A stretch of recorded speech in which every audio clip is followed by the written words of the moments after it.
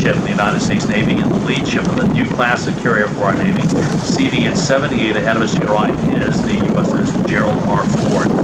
Ford that is not yet in fitting condition. The ship sailed from Newport News. It was built about a month and a half ago. The ship has been in and out on sea trials. The Navy has not officially commissioned the Gerald Ford. Commissioning ceremonies on the ship will be taking place sometime over the next several weeks.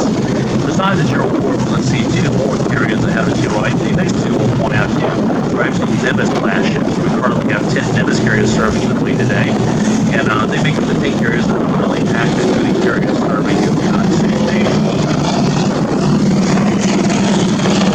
The conversation with us today, we're finding and taking a little in between when they can watch and hear what we're saying, but the other two carriers are 4 minutes. Structure on the flight deck of these ships is called the island. That's where most of their operations are controlled. Look ahead of it to your right and find on the island of the Abraham Lincoln, the hall number 72.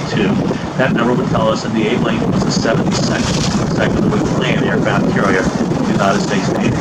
Well, giving an idea of a concept of how big these ships are, the flight deck on one of those Nimitz class carriers covers an area of 4.56 acres. Flight deck on the Gerald Ford is slightly larger in size, but the flight deck on the mini ships here, right, they can actually have 4 football games going on at the same time, and they would still have room for spectators. When these ships are fully loaded, about 39 feet of them are below the surface of the water. Channel depths in this harbor run between 50 and 55 foot deep. These ships will carry several million gallons of fuel aboard. They refuel a lot of the fleet to go to sea with them, as well as all the aircraft that they carry. Technically, the ships here might carry between 100 to 110 tactical aircraft, but more than likely, when these ships deploy, they usually put to sea with about 80 to 85 aircraft, and that does depend on the type and size that they're using. The aircraft aboard the Nimitz class ships are launched into the air by the use of a steam-powered catapult at speeds of up to 160 miles an hour, very capable of launching their first aircraft and when vetted, and one every 15 seconds thereafter. Those ships carry 4 of the steam-powered catapults. The Gerald Ford has something very new, or an electromagnetic catapult. It gives her basically the same rate for launching aircraft from the air as those ships with the steam-powered catapults, but a lot more efficient than those of the Nimitz class ships using the electromagnetic catapult system. The structure on the flight deck of these ships, again, is called the island, where most of their operations are controlled.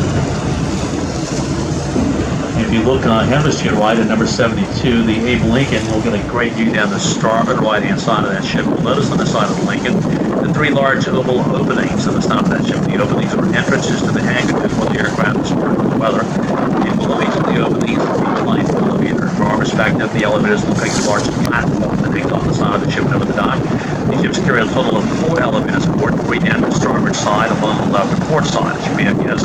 Elevators are used every aircraft on the hangar deck, but the flight deck can do so 1 aircraft about every 7 seconds. The 3 ships to your right are atomic powered, each one of them powered by 2 large atomic reactors.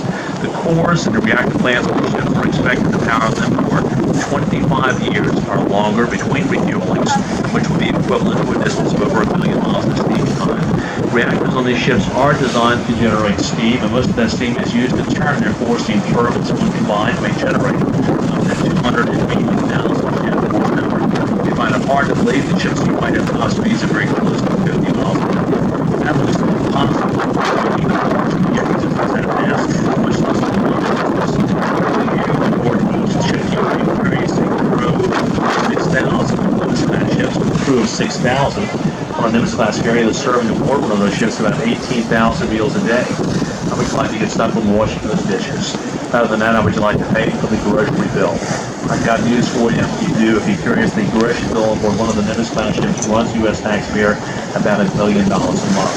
04 back to your right is a new ship. She's also more automated, carrying roughly 1,500 fewer crew than those of the Nimitz class ships. They are complete cities within themselves.